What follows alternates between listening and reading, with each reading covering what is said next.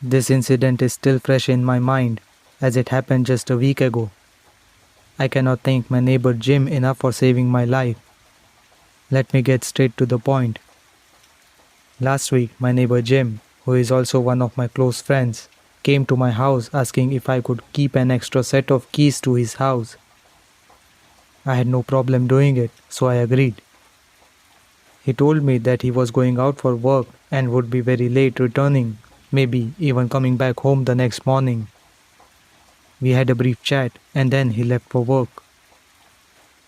Jim and I were both bachelors at the time and had no one at our homes except ourselves. We trusted each other and would keep a close eye on our houses when either of us was out for work or any other reason. I had my weekly day off that day, but I received a call from my office informing me that I had to urgently go to New York early the next morning for a week. As I had to leave early the next day, I had an early dinner and went to bed. I woke up at midnight with a sudden urge to go to the washroom. On my way back, I happened to look out of the window and saw that one of Jim's upstairs rooms had a light on. I checked the clock to confirm the time and thought maybe Jim had finished work and returned home early. I remembered the extra set of keys he had given me and thought I should return them since I was going away for a week and he might need them for emergencies. I went to his house and rang the doorbell. A minute or two passed, but Jim did not open the door. I looked up at the window and saw the light was now off. Jim was definitely home. I rang the bell again and knocked on the door. As soon as I applied a little pressure on the door, it opened. I went inside and called out, "You left your front door unlocked, Jim?" No answer. I was getting worried. Is everything okay? I looked up the stairs, but there was no movement or noise. I still don't understand why I did what I did next. I went up the stairs to the room where I had seen the light on. The door to this room was slightly open. I pushed the door open and went inside. The moment I entered the room, I felt I was not alone.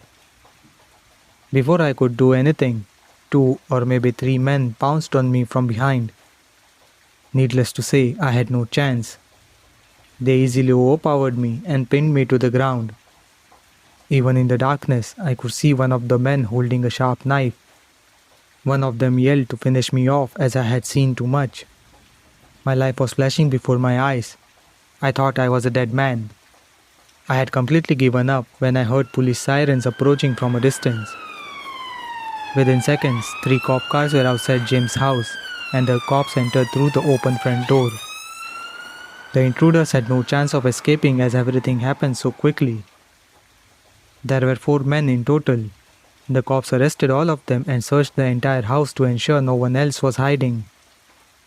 As the cops escorted me out of the house, I saw Jim getting out of his car, frantically asking if I was okay.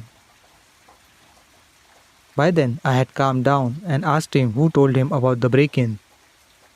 He told me he saw the intruders breaking into his house through the doorbell security cameras he had recently installed. He had immediately called the police and tried to call me to warn about the situation. Stupid me didn't have my phone on me to answer his frantic calls. I thanked him 1,000 times for saving my life. If it wasn't for him, I would have had only a few more seconds to live before the men would have killed me. More than anything else, I was happy those men were caught and are now where they should be, away from society.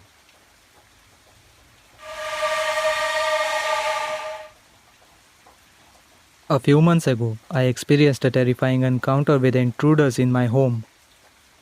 As a 24-year-old woman who had just moved into a new house in a quiet neighborhood, I was still adjusting to living alone.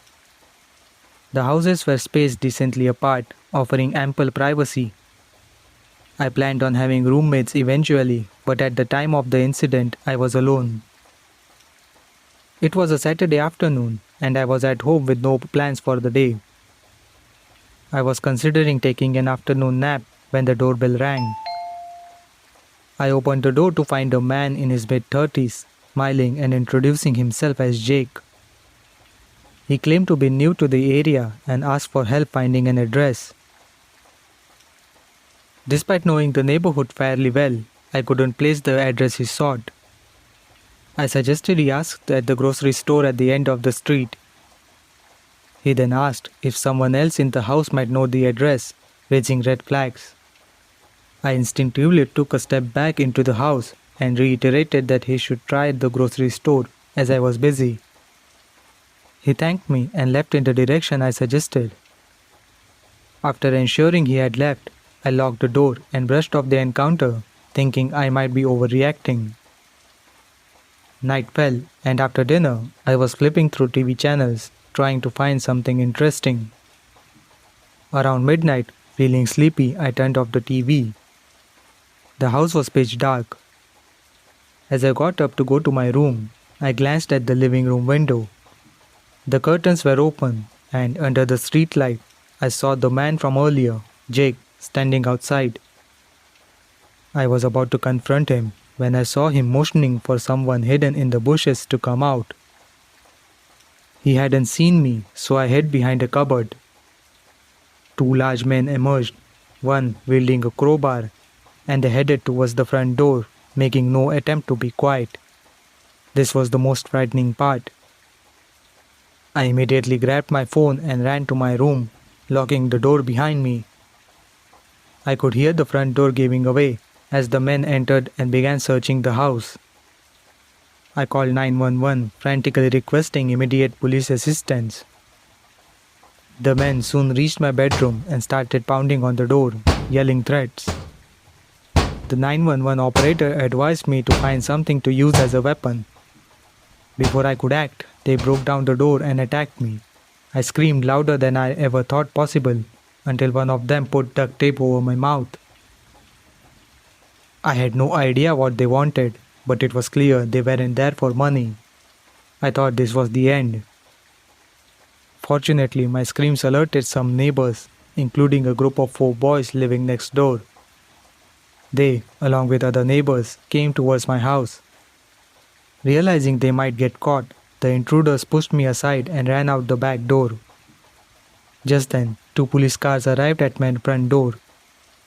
I ran downstairs, removing the duct tape, and pointed out the back door, yelling the men had just fled. 3 officers pursued them while the 4th stayed with me, calling for backup. The police managed to catch Jake, if that was his real name. Shaken to my core, I went to stay with my parents for a few days and only returned home once I had found new roommates. I later learned that the address Jake asked for never existed. It was an excuse to see if I lived alone. I never followed up with the police to find out if the other 2 men were caught. I hope no one ever has to experience something like this again.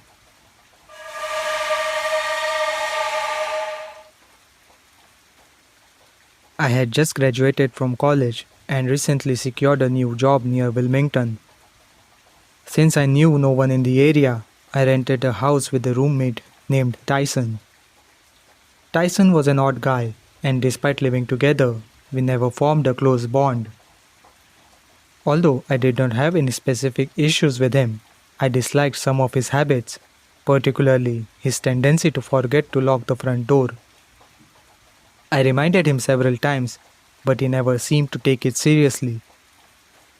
I tried not to make a big deal out of it, until this incident happened. One weekend, I went out late to a party with some friends from work. Tyson had informed me earlier that he was also going out with his friends and wouldn't be back until the next day. I returned home very late, tired and exhausted. When I tried to open the door, I found it was unlocked. Not again. I cursed Tyson under my breath and went inside. Everything was as I had left that evening. I went to my room and crashed into my bed. About 10 or 15 minutes later, I was woken up by a noise. I didn't know what I had heard, but it was definitely something. I looked around my room but didn't see anything. I had a mild headache at this point, The door to my room was open. I didn't remember closing it, so I thought I might have left it open when I came in. The headache was killing me, so I went to the washroom connected to my room. I left the washroom door open and washed my face with cold water. The layout of the washroom allowed me to see my bedroom door clearly in the mirror if the washroom door was open. As I looked up in the mirror, I saw a figure leaving my room. I turned around, completely shocked. I knew I had seen someone. It wasn't a hallucination. Was it Tyson? Was he trying to pull a prank on me? Whatever it was, it had gone too far, and I was not amused. I went out of the room looking for Tyson. I reached the staircase and looked down. I was startled to see a dark figure standing at the bottom of the stairs. I yelled at Tyson, telling him it wasn't funny and to grow up. As the figure turned to look at me, I saw, in the dim light from the living room, that it wasn't Tyson, but a dirty, possibly homeless man staring right at me. I screamed and ran back to my room to call the police. While talking to the operator, I heard the back door slam shut. The police arrived and did a quick search of the house, just in case.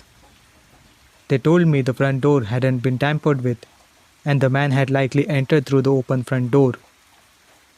There was little they could do other than file a break-in report.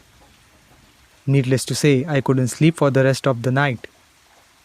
I gave Tyson a piece of my mind when he returned the next day. He moved out the following month, and I didn't mind his departure as I was very upset with his behavior, especially after this incident.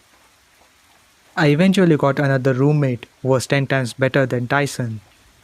And yes, he always remembered to lock the door behind him.